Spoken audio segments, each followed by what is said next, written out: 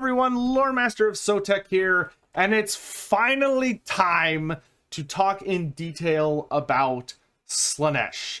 Now, I don't know why, but for some reason, Creative Assembly has been releasing Slaanesh information in like reverse order.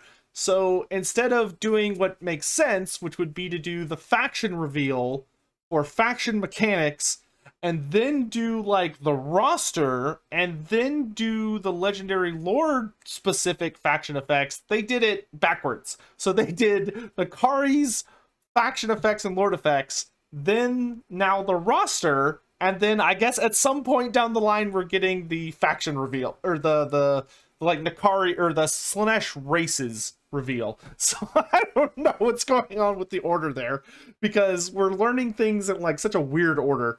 Because the reason, so here are Nakari's effects. Now, these have been out for a few days, but the reason I didn't cover it is because it specifically refers to a mechanic, and we had no idea what the mechanic was. Like, we didn't understand how it worked. Because, like, Seduce Units. Okay, what does that mean? Well, now we know what it means to an extent. Not as much as I would like to know, because like I said, we haven't gotten that really cool in-depth look at the Slaanesh races, where it has like the tech tree, and it tells us about like what the cultists do, and what like Slaanesh's great game system is, and like how the demons of Slaanesh work on the campaign map. We're still waiting on that, but we do have this, so we're going to talk about it. So we know Nakari leads the seducers of Slaanesh, because Nakari is of course the arch Tempter. He is the biggest, baddest pursuer of sensations, and represents kind of one of the more distilled forms of Slaanesh, where it's someone constantly seeking new experiences, which is kick-ass. I love Nakari. So we know that he gets plus 20 diplomacy with all factions, which is amazing. That I love that they have a demon faction that still has the ability to interact with everybody. I think that's just super cool. And it, you know, you can do diplomacy to really try and manipulate them and get them to do what you want without forcing them, which is what Tzeentch does instead. Because Tzeentch is more like changing destiny to make things align to have some big event happen, because, you know, it's a scheme paying off, whereas Slaanesh is luring people into being puppets or manipulating them through other means. So plus 20 diplomacy with all factions, great. That's a really solid buff. Plus 20 is nothing to sneeze at. That's like a good like non-aggression pact for most armies. And yeah, and then he gets 50% additional tribute from vassals. So this one is still kind of useless information right now in my opinion, because there's no way the vassal system has not been reworked. Because we know that apparently they're going to be heavily reworking diplomacy, and vassalage is probably going to be a part of that. So, like, Nakari gets 50% extra.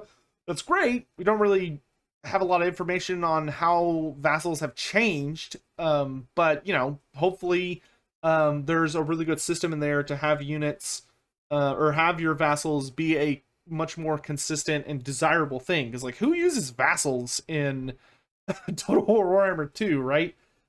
If you're playing the Warriors of Chaos, vassalizing the Norskins is a nightmare, because, you know, when you vassalize them, you have to do it by beating the crap out of them, and they're so weak after you do that, and then it's just a pain, and then the only other person that does it is Nakari, which, you know, great.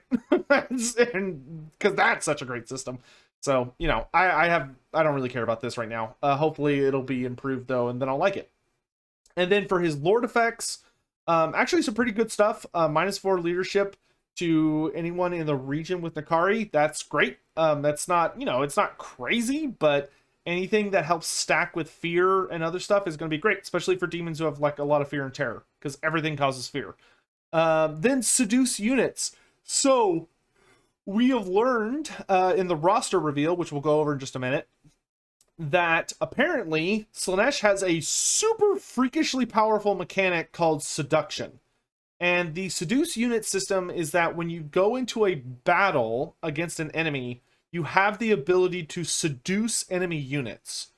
which seems to be that you spend money or some kind of currency. We don't know if it's the devotee currency, which is like the unique Slaanesh currency, or if it's just his, his gold equivalent. I'm assuming it's his gold equivalent. But you have the ability to purchase enemy units. So you seduce them, which is quite literally, you're basically paying them off to fight for you instead. So it's not that you debuff them or something, it's you literally take control of an enemy unit by seducing them. So that mechanic is obscenely powerful, though I imagine it will be very expensive, though I'm sure there will be ways to reduce the costs and what have you. But the fact that Nakari reduces the cost by a quarter, that has the potential to be massive. This seems like just insanely solid mechanic for Nakari to make him brutally strong. And that's such a clever way to make Slaanesh really powerful while still sticking to his themes. And then, of course, that Nakari as a lord gets 50% bonus experience every time he fights a new faction. So because it's faction, you actually are probably going to get a lot of mileage out of this, because you're probably going to be fighting a shit ton of different factions. So 50% bonus experience, that's nothing to sneeze at. That's great. All right, so let's move on to the actual roster proper. So for the roster of Slaanesh, it honestly looks pretty solid, and we do have a lot of really interesting mechanics that are revealed. So they don't tell us everything, but they tell us a lot. So the big things, of course, is that Slaanesh has been designed just the way we all hoped it would, where Slaanesh is all about speed and armor piercing. Those are Slaanesh's bread and butter. A lot of hit and run tactics. You're probably going to be relying very heavily on cycle charging, just like you probably will with Tzeentch, though Tzeentch, of course, has more shooting to help. But Tzeentch wants to hit and run from a defensive perspective to recharge his barrier, whereas Slaanesh wants to hit and run for an offensive reason, being that your army is super duper fast, so their charge bonuses combined with their speed are probably going to be pretty nasty. And then, of course, he focuses very heavy on debuffs. So we know that there is a battle currency. They don't tell us what it is, but there is a battle currency on when you're fighting in battles, and the way you earn it is by killing routing units, which I believe is the same or very similar to what the ogres do. I would have to go back and check the ogres, but I think the ogres is the exact same thing, which is killing routing units to take prisoners for their abilities. But so Slaanesh, you want to try and break enemy units as fast as you can, and then chase down the fleeing units to build up your meter, which will give you access to the Fascination, Narcissism, and Sweet Sorrow army abilities. Once again, they don't tell us what these do, but, we're vaguely aware of it. All right, and then on the campaign map, there are a couple of big things they could do. All three of these mechanics, I think, are actually really interesting. So the first, which is super cool, is the Gifts of Slaanesh. So through hero actions, which is kick ass, I really hope this actually becomes a more standard hero action for appropriate factions. But through hero actions or by defeating enemy characters, you can give them negative effects. Now, I'm not sure if these are like negative traits, or if instead it's just like a debuff that lasts for a certain amount of turns. I'm assuming it will probably like depend, but like if you could give someone negative traits by beating them in a battle, that would be so brutal. It wouldn't be as big of a deal against the actually against the AI it would probably be pretty strong, just because like the AI tends to, like, if anything, be really good about getting immortal characters quickly, and then like respawning them freakishly fast because the AI cheats. So if you could like just slap them with negative traits every single time you beat them, that could get hilarious to just make an enemy legendary lord or something just absolute dog crap. Just make them like the worst character. But I'm assuming it's mostly going to be like debuffs that last for a certain amount of turns. as opposed to permanent debuffs, but I would not be sad to see a mix of the two. It would also make fighting Slaanesh characters terrifying, to be honest, if you had the ability to pick up a negative trait by getting defeated. Then, of course, they have Seduction. So prior to battle, Slaaneshi armies can seduce one or more enemy units into switching sides for the duration of the battle. My God, that is so powerful. That is a obscenely powerful ability. Because it's not just, oh, you can like take control of an enemy unit for a temporary time, or like cast a spell on an enemy unit and they attack people around them. No, it's you take that unit from them and you own that unit for a bit. That's crazy. That is genuinely crazy, but I love it. And man, though, if you're playing a multiplayer campaign and somebody's playing Slaanesh, oh boy, I can see this being frustrating. Like, really frustrating. Like, you just have this amazing, you have like a Dread Saurian, and your opponent's like, yeah, that's mine now. And then Devotees. So Devotees are your unique mechanic. So Tzeentch has Grimoires, Nurgle has Infections, Khorne has Skulls, Slaanesh has Devotees. So Slaanesh is like, people is my currency. Which, you know, okay, that makes sense. And we get a little hint about what they're capable of doing. Apparently they can create cults, raise something called a disciple army, and create vassals. So it sounds like Slaanesh is going to have a very substantial amount of interaction with the vassal system, which personally I'm really hoping this means that we also will get to have I'm really hoping this means that we will get to have just a hard vassal rework, which could make like the Warriors of Chaos interaction with Norsca substantially more interesting, and also like make Nakai's campaign substantially more interesting, even though I still think he would need further fixes. Next up, of course, is Nakari, the Arch Tempter, who I am so immensely pleased to see being brought into the game. It was my hope beyond hope that we'd get to see Nakari. You know, him and Kugoth I was really worried about, but he's finally here. For his unique abilities and skills, we of course have his passive Harvester of Souls, which I love that each of these has like a little Nakari quote with it. It says, "Distributor of pain, your loss shall be my gain." So Nakari's health regenerates when enemy units have been destroyed nearby, and this stacks when multiplied. That's just super kick-ass, to be frank. So Nakari, being a character who seems like he's going to hardcore specialize in hunting down enemy champions or enemy heroes, and also really solid for just like finishing off units, it's going to really heavily incentivize him to make sure to like get a killing blow, or just to be nearby when a unit is destroyed, because he'll regenerate. I mean, anything that gives you like good consistent character regeneration is really, really strong and really welcome. And it also fits Slaanesh very heavily. So I love Harvester of Souls. I think that's going to be a solid ability that will probably take some practice to really master, because I'm curious if it's going to be that if an enemy unit is destroyed anywhere on the battlefield, he starts regenerating, or if it's like a localized effect. If it's localized, then you may have to be a little more clever with how you position him. Next up is Willing Prey, which is an active buff. Some beings in their darkest heart have a deep-seated desire for an agonizing death, which is, of course, that he nukes your melee attack and melee defense, which is just super great, especially for duelist characters.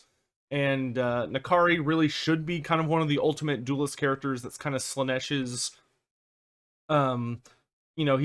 perfecting the art of fighting in one-on-one challenges is kind of always supposed to have been Slaanesh's focus. Khorne tends to be more of like berserk rage and more of mass slaughter, though of course he does have his own like crazy powerful champions, but Slaanesh is also really big on those kind of duelist focused characters.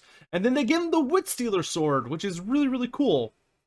And so it says, one touch of this enchanted blade and the poor soul won't know where they are and why they are here, let alone be able to defend themselves.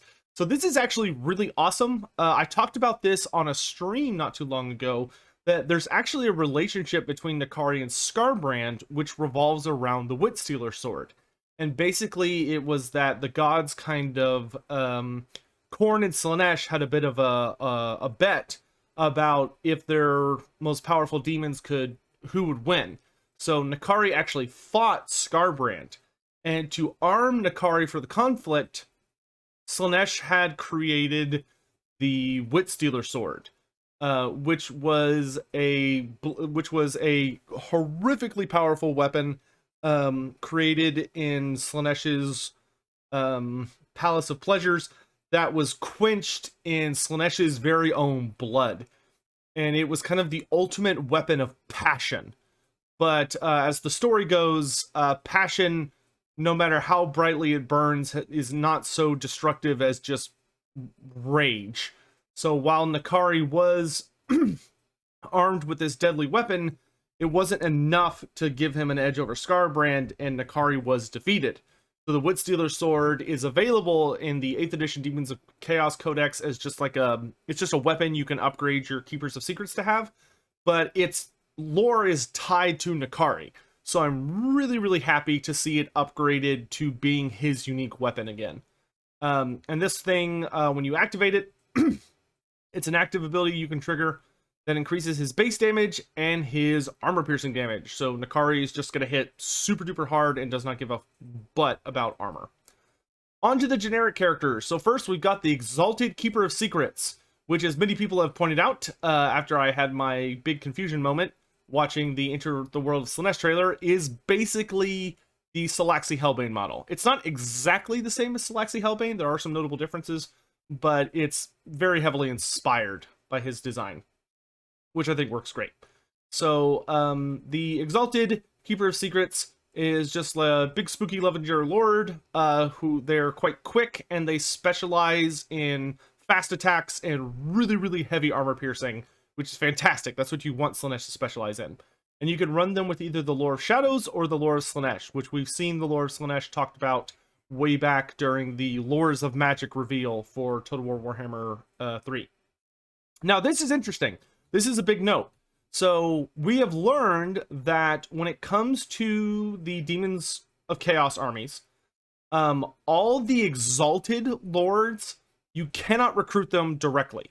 The only way to acquire an Exalted character is that you have to take a Herald and upgrade them.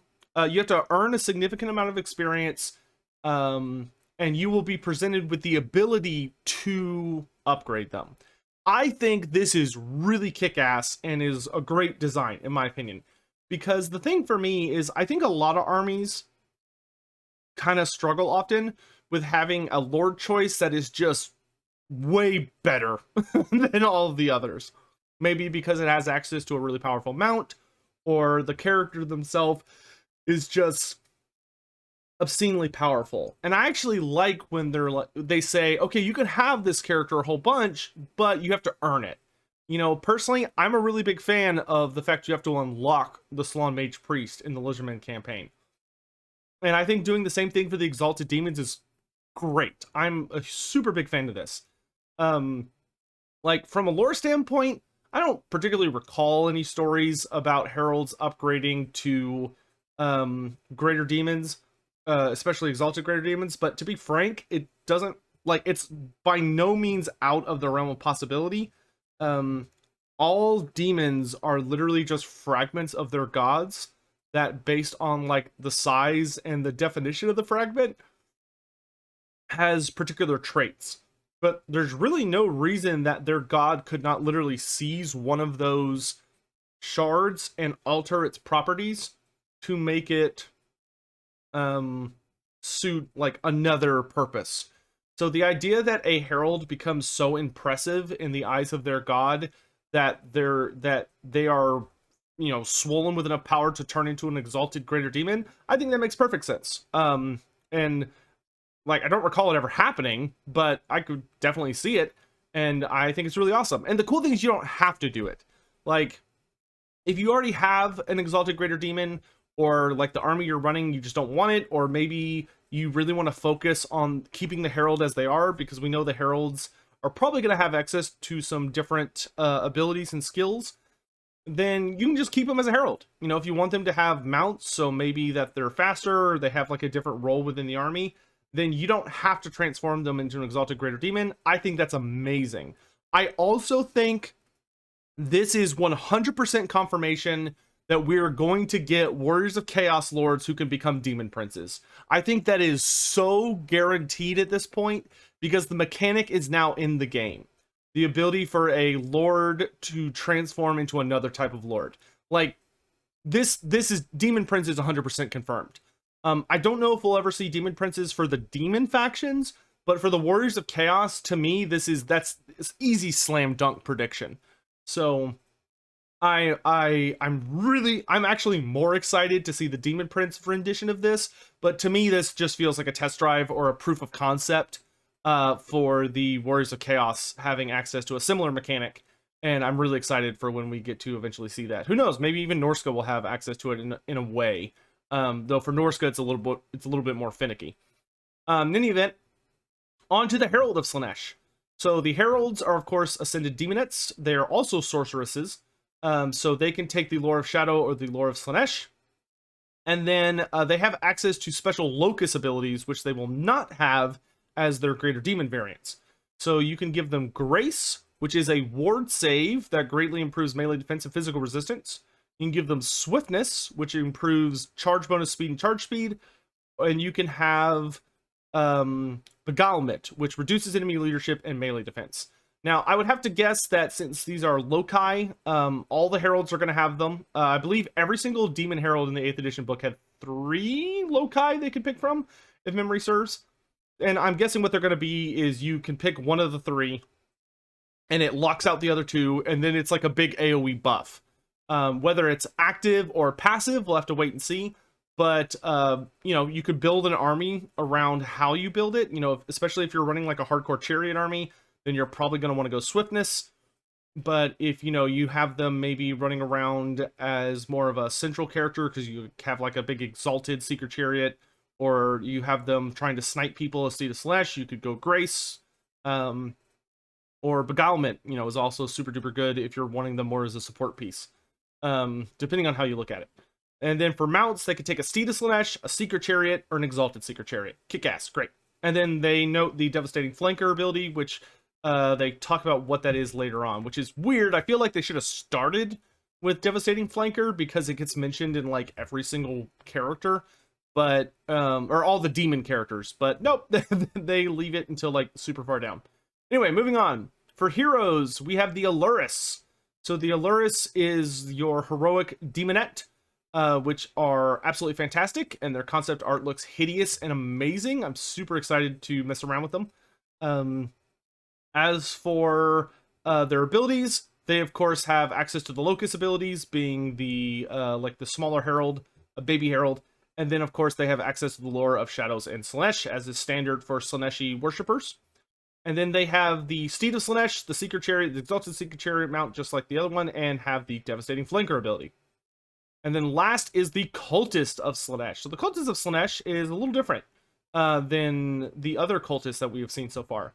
First of all, she appears to be an elf instead of a human, which is a really, really cool adjustment and ties in very nicely to Morathi being the Cult of Pleasure version of Morathi, where she is more of like someone who has made lots of bargains and deals with Slaanesh, in particular out of the Dark Gods, and so has that bond with Slaanesh. It really makes sense to have these cultists kind of standing in as these elven worshippers, and this also opens the door to seeing Dakala in the future. For those unaware, Dakala the Denied is the Denied One is a very famous Slaaneshi character who is a elf that worships Slaanesh, and she is heavily mutated. She's basically a demon princess. She is not a demon princess, I should note. She's kind of in the same ballpark as Valkia, where she's a human that has been so insanely mutated that you might as well call them a demon prince, but for Games Workshop was always very careful to never give them that title / ability. Like Valkia has never had any demon rules or access to any of the demon rules. She's never been part of the demon's army. She's always been part of the Warriors of Chaos, and Dakala would be the same thing. Dakala is not a demon. She is a elf that has just been heavily mutated. But the interesting thing for the Slaanesh cultists is it appears that the Slaanesh cultist is the only cultist that is not a wizard. Or if she is a wizard, they do not mention what her lore of magic is. Well, actually, sorry, that's not true. Korn is also not a wizard, but that is obvious. I don't mind it. It seems like she is more super duper hyper focused on just dealing lots of combat abilities. So they don't tell us what any of these do, but they note that she has the Torment Blade, the Pendant of Slaanesh, Deadly Onslaught, and Gate of Slaanesh. So we know Deadly Onslaught. That's an ability most combat characters can have. We know the Pendant of Slaanesh, because that's actually an ability you can get by acquiring the item Pendant of Slaanesh in a Warriors of Chaos campaign, and maybe a Norska campaign, which is like a super buff to your melee attack and melee defense. And then the Torment Blade, we also know, if memory wait, is that the Tormentor Sword? The Torment Blade might be different than the Tormentor Sword, because I'm pretty sure the Tormentor Sword is the AoE ability that it's an area effect around you, you activate it, and it roots everybody and nukes their melee attack. I think the Torment Blade might be different, but we'll have to see. She could ride a Chaos Steed, just like all of the other cultists. And then she also has Devastating Flanker. Good for her.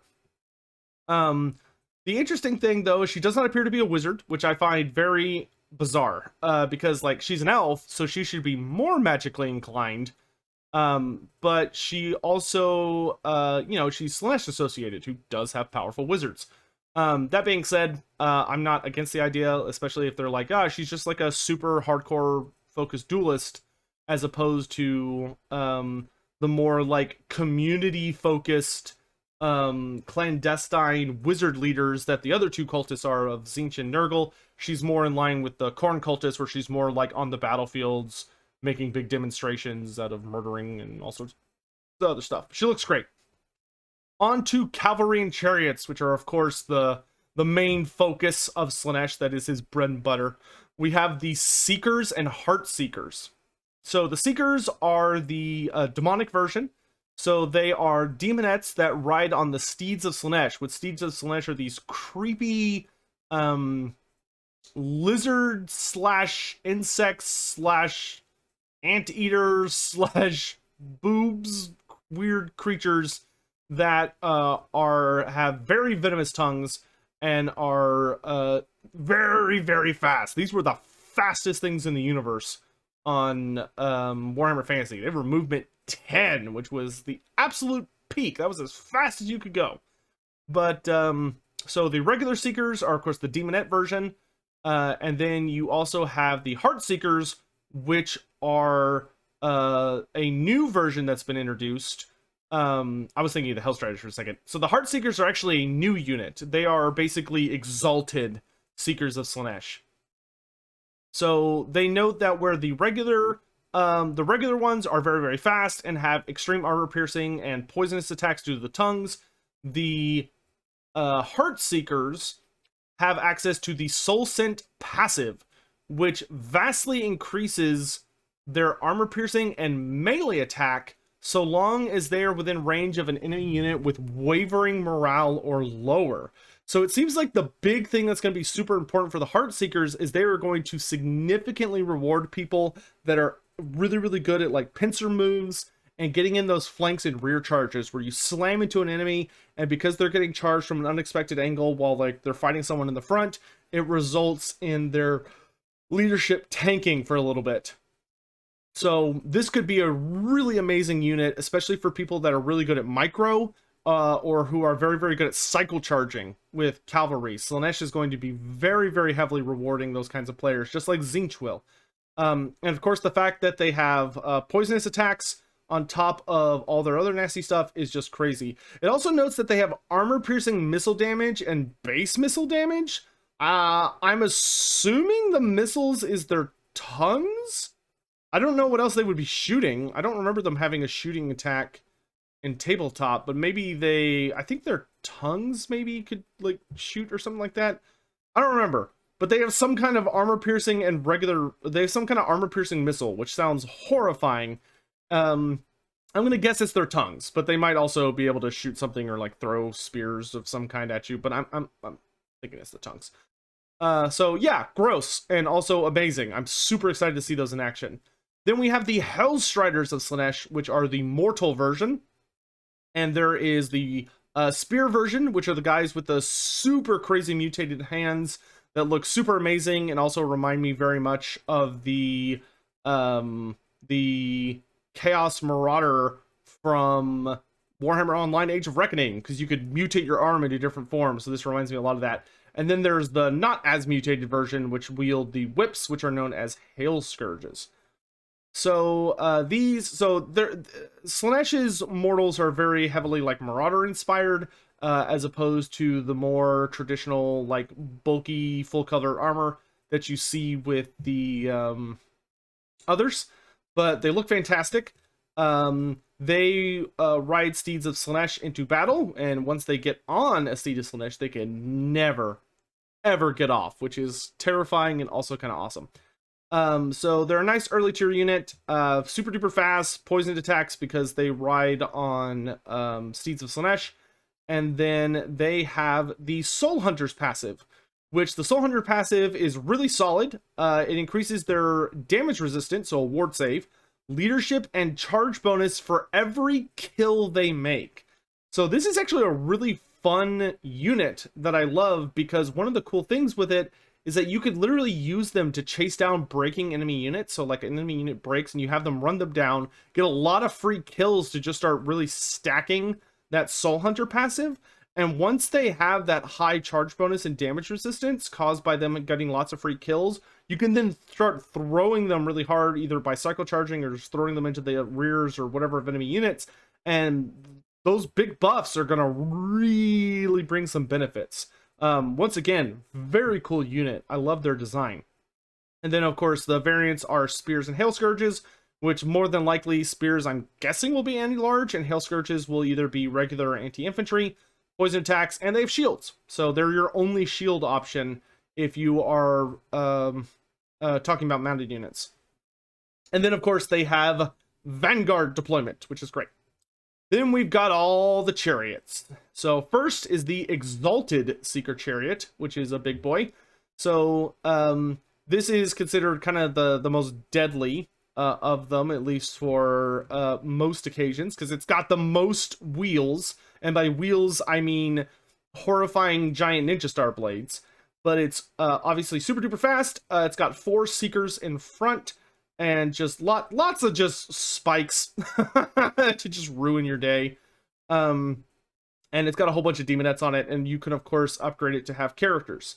So deals poison attacks because it has Steeds of Slaanesh, and then it's got perfect vigor and devastating flanker. So this thing never grows tired, which I think is a really awesome way to just make it stand out as the elite chariot.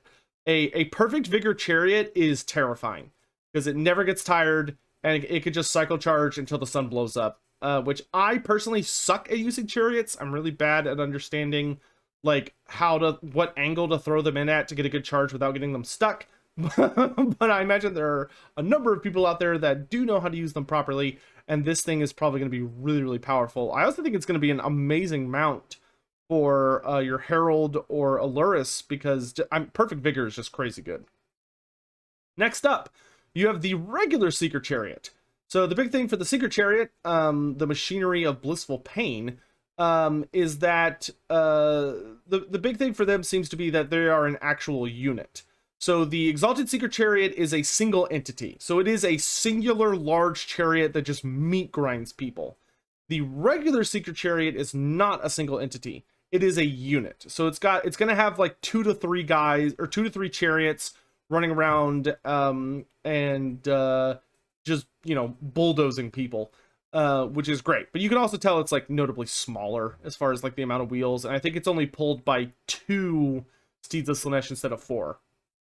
But it does still have the devastating flanker, and it of course is going to have like just the most hilarious amounts of armor piercing.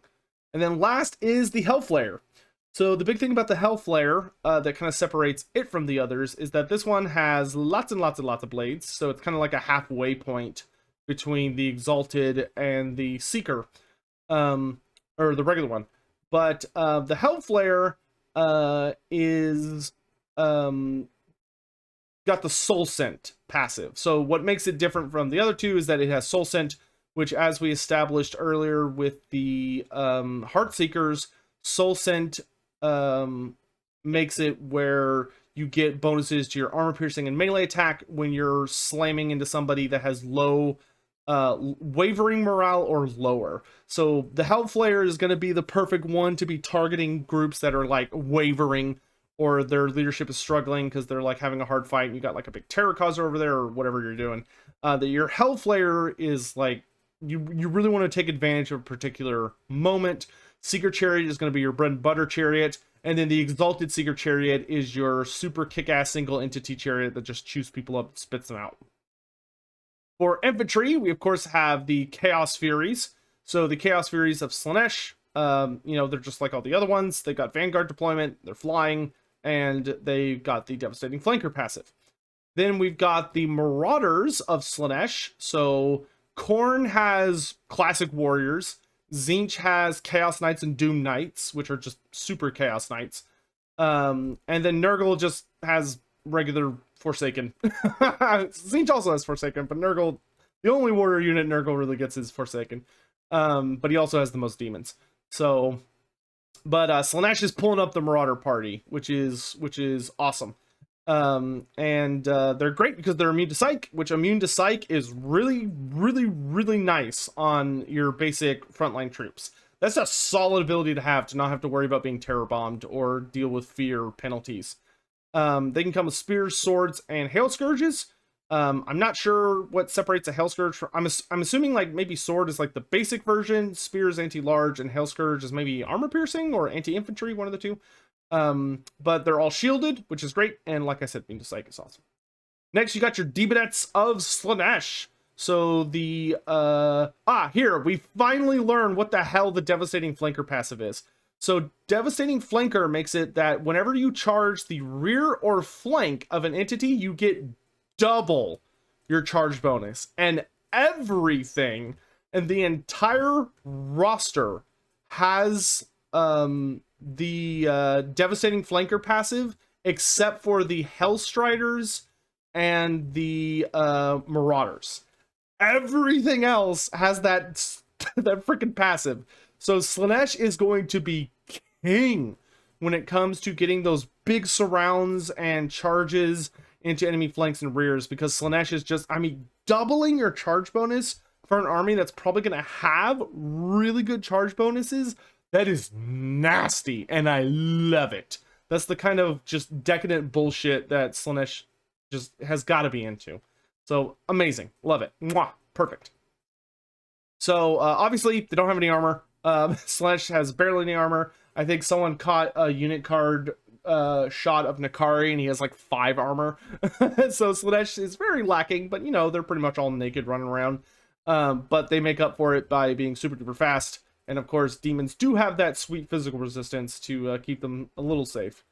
But where Marauders are definitely your closest thing you have to tanky, because they've got shields and a little bit of armor. Your Demonettes, though, are very, very fast and are just extremely nasty in melee. Next, you got Exalted Demonettes of Slaanesh that, instead of like crab claws, just seem to have like big blades or curved hooks.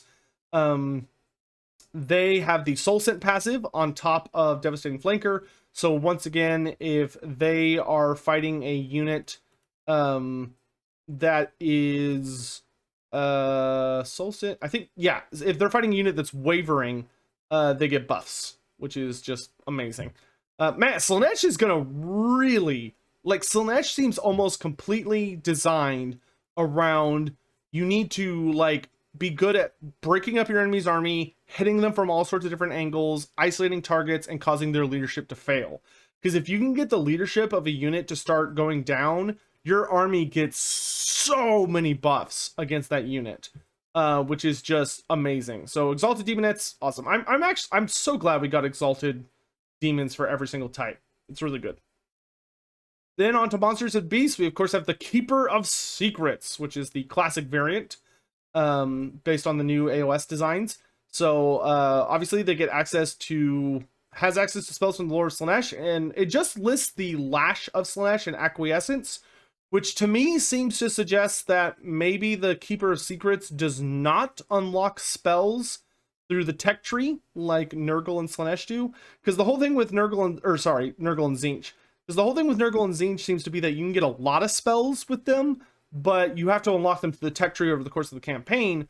Whereas the Keeper of Secrets, they don't say that. So I'm curious if maybe the Keeper of Secrets just starts with these two spells and then that's all you get. Because it would be different. It would be notably different to have the Keeper of Secrets where they get maybe like less spells by in campaign, but they get to start with them immediately. You know, that's an interesting trade-off. And they note that they have the abilities Devastating Flanker, which is of course the double charge bonus if you hit in the rear or butt. Strider, which means they ignore all movement penalties. And Blissful Rapture, which I don't remember Blissful Rapture. Was that mentioned for like Nakari? Blissful Rapture. That one is not a ringing a bell. So they don't say what it does. And I do not recall seeing that. Maybe somebody caught it and they'll write it down in the comment section. But, you know, we'll learn it soon enough, hopefully. Next, you've got the Fiends of Slaanesh, which their design turned out amazing, especially the way they move. And also, they are freaking huge, Jesus. So the Hunting Beasts of Slaanesh, these nasty beasties, most notably have a passive. They have their Sulfuric Musk, which the Sulfuric Musk makes it where they lower enemy melee defense and melee attack just by being around you. When they attack you. So it's a passive on their attacks, which makes them absolutely amazing. Being able to just, even, it doesn't honestly have to be that significant, just lowering enemy melee attack and melee defense is always welcome. Because that can make a surprisingly substantial, difference on hitting percentages and all that stuff. So I think these guys are probably going to be a favorite of a lot of people. I think they have such a creepy design, and their animations in game just look fantastic. Freakishly fast. They also have Deadly Flanker, or Devastating Flanker. They wrote Deadly Flanker up here, but they mean Devastating. So yeah, great unit. I don't know if they are single entity or multiples. I'm assuming they're multiples, but we'll have to wait and see. The Soul Grinder of Slaanesh. So we have had the last of the Soul Grinders revealed. So the Soul Grinders, super spooky, nasty, big monster things. And the big thing is that they bring a ton of armor to demons that are usually super lacking in it because half their body is made out of mechanical biddies. And they, of course, the Slaanesh ones have super giant crab claws plus giant robot crab claws. So they seem to be heavily designed around the pinch method of battle, and seem to be specializing around significant armor piercing damage. If I had to guess, I would say that it's probably a slightly faster one, but more importantly, it probably just specializes in getting up in your face and ripping you to shreds. We know that the Khorne Soul Grinder has a flamethrower that it can use. I haven't seen a ranged attack from the Slaanesh one, which means that it would actually be the only one that does not have a ranged attack. So hopefully it makes up for that by just being like terrifying in close combat compared to the other three. But it looks great. I'm so happy that all the Soul Grinders have unique designs.